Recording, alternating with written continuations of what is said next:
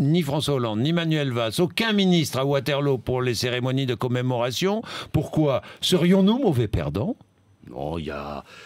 L'histoire est derrière nous, et puis ce n'est pas quand même une victoire. Donc on peut considérer que l'on fête cet anniversaire, et qu'on fête peut-être davantage les 75 ans du 18 juin 1940. Oui, de l'appel du 18 et juin. Tout à l'heure, il y aura des cérémonies que présidera le président de la République et le Premier ministre, à laquelle je participerai. Le 18 juin 40, c'est l'appel, mais c'est aussi le début d'une longue histoire de la résistance, et puis de la résurrection de notre pays, et puis de procédure de paix qui s'est toujours poursuivie depuis.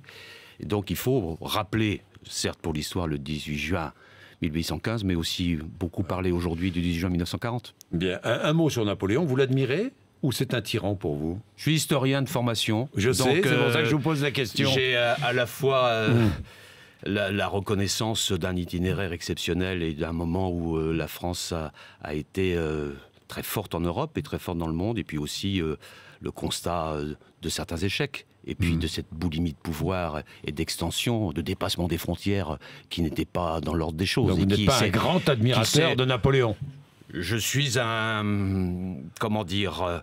J'essaie d'être objectif sur ce qu'il a apporté au pays, ce qui est très important, y compris en matière de référence juridique, en matière d'organisation de l'État, en matière d'affirmation de l'État, et puis un peu plus circonspect sur la manière dont il a mené un certain nombre d'opérations, et parfois il a amené le pays dans des impasses.